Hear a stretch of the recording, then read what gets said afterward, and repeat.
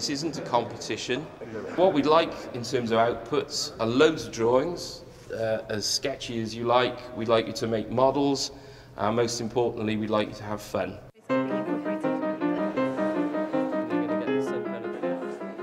People are so used to working under commercial pressures where a developer gives them an absolute brief.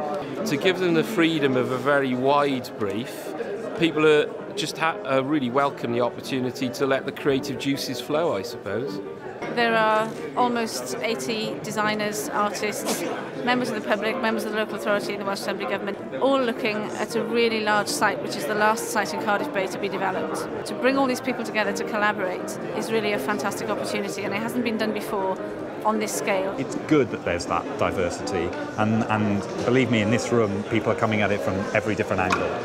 There's 5 frames of blocks of flats abandoned in the bay, so has the world changed so much that we need to think in a completely different way about this? I was lucky enough to live when I was a child where Techniquest is. I remember standing on the side and seeing the last ship leaving from those green docks, and it wasn't a little ship, it was a gigantic, huge tanker where they've been doing repairs. And I thought, my God, I'd love to be that close to a ship where they can come in and go out.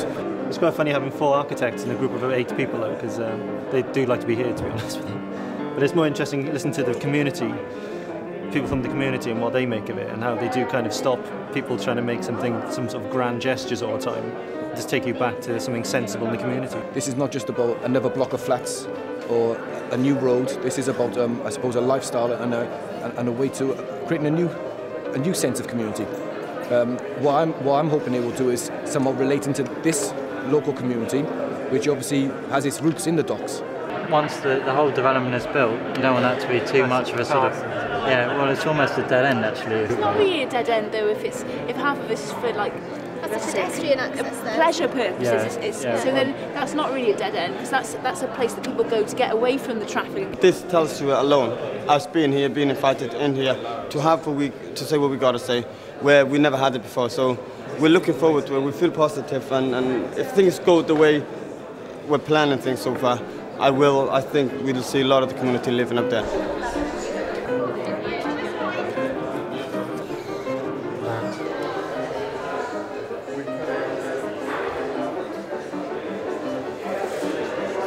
You can actually cut them and cantilever them out as well. But also by doing the blocks in that direction, you actually get sunlight that actually comes through into it. We want to connect our site with the heart of Cardiff Bay. So we've actually made a pontoon that goes right across the actual dock, and actually a new walkway, so it links the central square with a tall building at one end, a Mermaid Quay at the end. Be able to walk straight up, around and follow it round. What the bay lacks nowadays is that public space. You walk 200 meters to blocks and you're done. Because there's nothing to walk to, there's nothing from where to walk to, and it's like in winter, you don't want to be there. I used to live in the bay, in the development next to the site which has been discussed, so I've got quite a lot of experience of that area.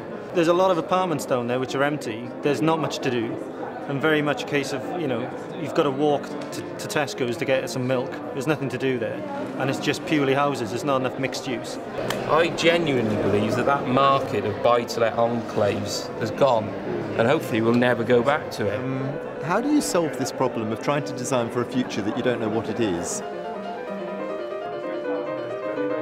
What we've come up with is a kind of quite a simple grid for the site, in the same way that when New York was being laid out, they didn't know what was going to happen with New York. It was done in 1810 or something, when there was only one tiny bit of Manhattan laid out, but they laid out a grid over the whole island. The idea of the tree houses is to generate a ground floor that's protected, that is sheltered, to give you a sense of scale. And for children, that's very important.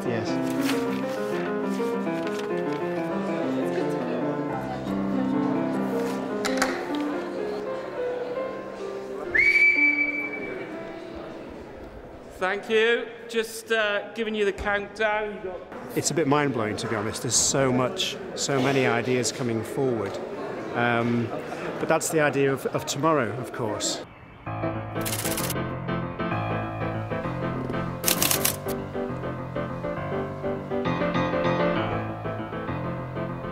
Overall, there's a lot of positives in terms of things like scale, mixed use, and giving us some hints about how you humanise that. I particularly like the collage here, which almost makes some of the bay architecture look respectable, that's a fantastic feat. The first brushstroke was to generate a very strong edge towards the industrial area, but at the same time creating a public space that would enable the waterfront to be walked through. So we have lots of movements, places of staying, places of going, ramps. You would go out, you would see people moving up and down, the typical things you find in streets and piazzas, only in a sheltered way. Arriba! Here we are. It's carnival time, isn't it? You know, fantastic spew of drawings across the wall. Fantastic. People just let it rip. It's absolutely wonderful. Each project is an opportunity, so whatever you make of it, that's it. There's no second chance, you know. That's done. The footprint is there. You build it up, and you have it with you for what, 100 years, 60 years, until someone decides to demolish it because it's awful. We wanted to recreate that idea of a living, working village, so that incomers would feel a part of it, but also for families, for a couple getting together and small-scale units and able to stay in that area with provision for family-friendly housing and obviously family-friendly spaces. In one corner, you've got the adults sipping lattes and having a beer. On the other side, you've got maybe a wall for tennis. Up here, you've got kids playing five-a-side football. It might sound almost impossible, but if you go to a place like San Sebastian or little villages in Umbria or even in Christchurch, and there are some Anglo-Saxon places that actually allow kids and adults to play together. If you're walking or you're running or you're cycling, it's really scary spaces because there's no front doors and there's loads of car ports and all this stuff, and it's scary, and I don't like it. And I think if you want people to use it and for it to be like a friendly place, you've got to have things low and you have to incorporate enough houses with front doors. Individual front doors.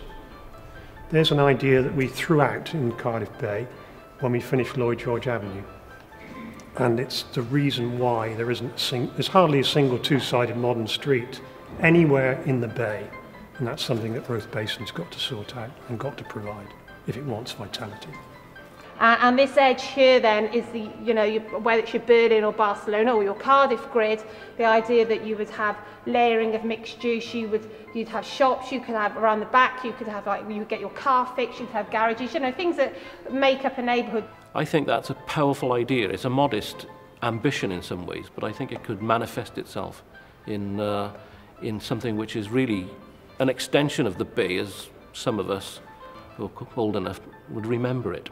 If they take the momentum that appears to have gathered over the past 2 days and drive that forward, it's probably got all sorts of benefits, not just for the development in Roath Basin, but probably for the design community in Cardiff and beyond. We actually ignored the road in terms of any geometries, and we've set up a sort of Manhattan grid. We also thought that it could be interesting to think in terms of varying this dimension here. So that sometimes it's narrower, sometimes it's wider, because that way we can get a diversity of different blocks that can be used for different things. A very, very stimulating experience which has made us all think and rethink about Cardiff Bay as the kind of growth area of Cardiff. And of course Cardiff is the capital of Wales. This is an absolutely critical project. What I've really come away with is this real sense of energy and enthusiasm to do loads of work with us during the coming years, and I'm just so enthusiastic about it. Fantastic.